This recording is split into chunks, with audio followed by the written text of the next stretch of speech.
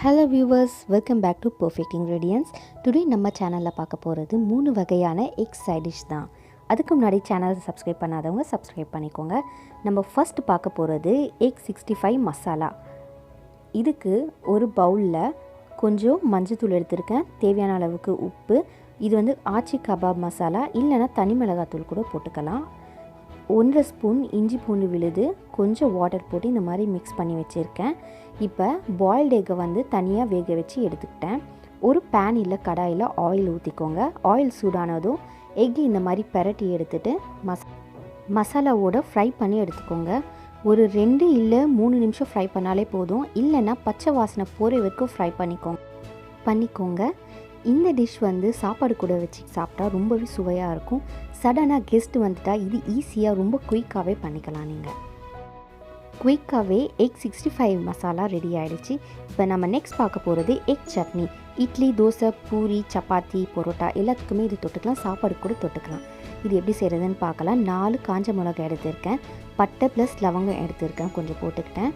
இது ஒரு பத தேங்காய், 1 ஸ்பூன் சோம்பு எல்லாமே போட்டு லைட்டாக வாட்டர் ஊற்றி கொஞ்சம் அரைச்சி எடுத்துக்கோங்க, பேஸ்ட் மாதிரி. ஒரு கடாயில் 3 டேபிள் ஸ்பூன் எண்ணெய் ஊற்றிருக்கேன். லைட்டாக பச்சை மிளகா போட்டு வதக்கிக்கோங்க. 2 மீடியம் சைஸ் ஆனியன் எடுத்திருக்கேன், அதுவும் நல்லா போட்டு வதக்கிக்கோங்க. 5லேருந்து 8 நிமிஷம் வதக்கிக்கோங்க. 1 ஸ்பூன் இஞ்சி பூண்டு விழுது போட்டு நல்லா வதக்கிக்கோங்க. இது டொமேட்டோ பேஸ்ட். ஒரு டொமேட்டோவை வந்து மிக்சியில் போட்டு கிரைண்ட் பண்ணி எடுத்திருக்கேன். 1 ஸ்பூன் மல்லிப்பொடி, தேவையான அளவுக்கு மஞ்சள் பொடி, தேவையான அளவுக்கு உப்பு. காரம் போடலை. சட்னியில் வந்து நம்ம காஞ்ச மிளகாய் போட்டதுனால இங்கே காரம் போட தேவையில்லை. வதக்கின பிறகு அரைச்சி வச்சுருக்க சட்னியை வந்து ஆட் பண்ணியிருக்கேன். இது ஒரு 5 நிமிஷம் குக் பண்ணாலே போதும், அந்த ஸ்மெல் போகிற வரைக்கும். ஆல்ரெடி நான் முட்டையும் உருளைக்கிழங்கும் வேக வச்சு எடுத்து வச்சுருக்கேன். இப்போ அதை வந்து நல்லா நம்ம கட் பண்ணிக்கலாம்.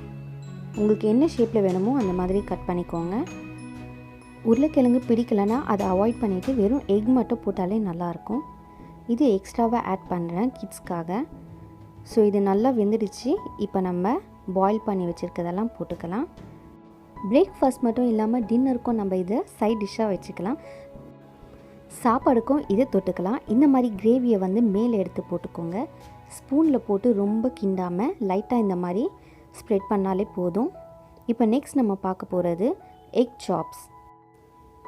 சாப்ஸ்க்கு மசாலா இப்போ ப்ரிப்பேர் பண்ண போகிறோம். அதுக்கு 2 பச்சை மிளகாய் எடுத்திருக்கேன், 5 பூண்டு, 5 பீஸ் இஞ்சி துண்டு, கொஞ்சம் தேங்காய், அதுக்கப்புறம் 1 ஸ்மால் ஆனியன் எடுத்திருக்கேன், 1 ஸ்பூன் சீரகம், 1 ஸ்பூன் மிளகு, 1/2 ஸ்பூன் மிளகாப்பொடி எடுத்திருக்கேன், தேவையான அளவுக்கு மஞ்சள் பொடி, தேவையான அளவுக்கு உப்பு. காரம் வந்து கம்மியாக போட்டுக்கோங்க. சாப்ஸ்க்கு மிளகு தூளுடைய வாசனை தான் அதிகமாக இருக்கணும். இப்போ ஒரு கடாயில் 3 டேபிள் ஸ்பூன் ஆயில் ஊற்றிருக்கேன். மசாலாவை போட்டு வதக்கிக்கோங்க. நல்லா பச்சை ஸ்மெல் போகிற வரைக்கும் வதக்கணும். லைட்டாக வாட்டர் ஊற்றி ஒரு 5 மினிட்ஸ் கொதிக்க வச்சுடுங்க. ஒரு கிரேவி பதத்துக்கு கொண்டு வந்துடுங்க. அடுத்து பாயில் பண்ணி வச்சுருக்க எக்கெல்லாம் கட் பண்ணி இதில் ஆட் பண்ணிக்கலாம். அவ்வளோதாங்க, எக் சாப்ஸ் ரெடி ஆகிடுச்சு. இது வந்து கோல்ட் டைமில் சாப்பிட்டாலும் ரொம்ப நல்லது. தேங்க்யூ ஃபார் வாட்சிங் perfect ingredients. Subscribe for more recipes. உங்கள் ஃப்ரெண்ட்ஸ் அண்ட் ஃபேமிலிஸ்க்கு ஷேர் பண்ணுங்கள்.